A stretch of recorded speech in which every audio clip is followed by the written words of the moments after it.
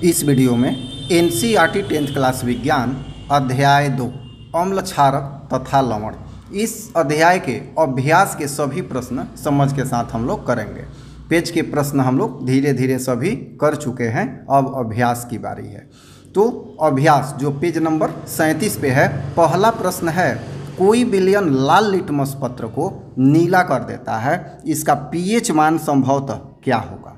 यहाँ ध्यान देने वाली बात है कि लाल लिटमस पत्र को नीला करता है, अर्थात जो भी होगा वह क्षारकीय होगा, क्योंकि क्षारक का गुण है कि लाल लिटमस को नीला कर दे और अम्ल का गुण है नीला को लाल कर दे। तो यहाँ लाल लिटमस पत्र नीला हो रहा है, स्पष्ट है कि जो विलयन होगा क्षारकीय होगा, और हम जानते हैं कि क्षारकीय विलयन का पीएच मान 7 से अधिक होता है। अब यहाँ जो विकल्प दिया गया है उसमें 7 से अधिक में केवल एक ही है 10, तो इसमें सही विकल्प होगा 10 पीएच मान होगा।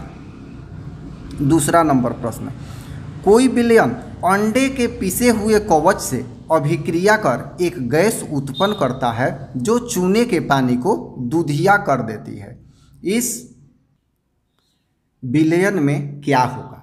अब देखिए, चूने के पानी को दूधिया करना, कहने का अर्थ ये है कि यह CO2 गैस है, CO2 गैस निकल रहा है जो चूने के पानी को दूधिया करता है, और अंडे का पिसा हुआ कवच अभिक्रिया करता है और उसी के फलस्वरूप गैस निकलता है। तो ये अंडे के पिसे हुए कवच से HCl जो कि एसिड है, ये अभिक्रिया कर रहा है, तो इसका सही विकल्प होगा दिए गए विकल्प में से HCl, क्योंकि यह अम्ल है।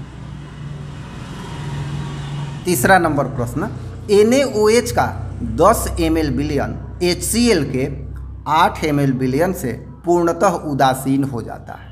यदि हम NaOH के उसी विलयन का 20 ml लें तो इसे उदासीन करने के लिए HCl के उसी विलयन की कितनी मात्रा की आवश्यकता होगी। यहाँ देखिए, बार बार उसी विलयन, अर्थात HCl का जो पहले 8 ml लिया गया था और NaOH का जो 10 ml लिया गया था, ये 10 ml और ये 8 ml, अर्थात ये क्षारक NaOH 10 ml और अम्ल HCl 8 ml एक दूसरे को न्यूट्रलाइज करता है, उदासीन करता है। अब कह रहा है कि उसी विलयन में से 20 ml ले लिया जाए NaOH, तो HCl कितना लिया जाए। तो यहाँ 10 का दुगुना है 20, तो उदासीन करने के लिए 8 का दुगुना लेना पड़ेगा 16 ml NaOH। तो दिए गए विकल्प में से सही उत्तर होगा 16 ml। चौथा नंबर प्रश्न है, अपच का उपचार करने के लिए निम्न में से किस औषधि का उपयोग होता है। तो यहाँ बहुत सारा विकल्प दिया हुआ है, इसमें उचित विकल्प होगा एंटासिड, क्योंकि यह क्षारकीय होता है। देखिए, अपच कब होता है, जब अम्लीय भोजन हो जाता है अधिक, तो यहाँ अपच होने की संभावना रहती है, और एंटासिड जो है यह क्षारकीय है जो अंदर जाके उसे न्यूट्रलाइज कर देता है, तो इसलिए सही विकल्प एंटासिड होगा। पांचवा नंबर प्रश्न, निम्न अभिक्रिया के लिए पहले शब्द समीकरण लिखिए तथा बाद में संतुलित समीकरण लिखिए। ए दिया हुआ है, तनु सल्फ्यूरिक अम्ल दानेदार जिंक के साथ अभिक्रिया करता है, इसके लिए शब्द समीकरण लिखना है। तो शब्द समीकरण, तनु सल्फ्यूरिक अम्ल जोड़ दानेदार zinc arrow zinc sulphate plus hydrogen gas, ये हो गया शब्द समीकरण। अब इसी को जब इसके सिंबल के रूप में, संकेत के रूप में लिख देंगे तो ये रासायनिक समीकरण हो जाएगा। तो तनु सल्फ्यूरिक अम्ल अर्थात H2SO4, दानेदार जिंक अर्थात Zn, arrow zinc sulphate ZnSO4 plus hydrogen gas H2, तो ये इसका कंप्लीट उत्तर हो गया।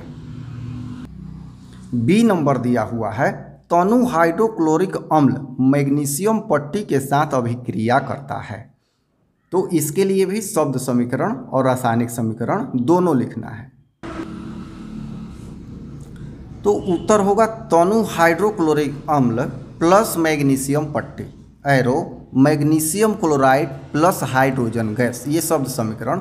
अब रासायनिक समीकरण, हाइड्रोक्लोरिक अम्ल तो होगा HCl, मैग्नीशियम पट्टी Mg और magnesium chloride MgCl2 hydrogen gas H2। ये हो गया इसका उत्तर। सी नंबर दिया हुआ है तनु सल्फ्यूरिक अम्ल एल्युमिनियम चूर्ण के साथ अभिक्रिया करता है। तो तनु सल्फ्यूरिक अम्ल जोड़ एल्युमिनियम चूर्ण मिलके बनाता है aluminium sulphate plus hydrogen gas. ये शब्द समीकरण हो गया। अब तनु सल्फ्यूरिक अम्ल तो हो जाएगा H2SO4 और है एल्युमिनियम चूर्ण Al मिलके बनाता है Al2SO4 प्लस H2 अर्थात हाइड्रोजन गैस। बैलेंस करने के लिए 3, 2 और यहाँ 3 का प्रयोग किया गया है। डी नंबर है तनु हाइड्रोक्लोरिक अम्ल लौह रेतन के साथ अभिक्रिया करता है। लौह रेतन का मतलब होता है लोहे का चूर्ण बुरादा। तो तनु हाइड्रोक्लोरिक अम्ल जोड़ लौह रेतन बराबर लौह क्लोराइड अर्थात आयरन क्लोराइड या फेरस क्लोराइड भी कह सकते हैं प्लस हाइड्रोजन गैस। अब यहाँ रासायनिक समीकरण HCl अर्थात हाइड्रोक्लोरिक अम्ल जोड़ लौह रेतन लोहा अर्थात Fe एरो लौह क्लोराइड FeCl2 प्लस H2।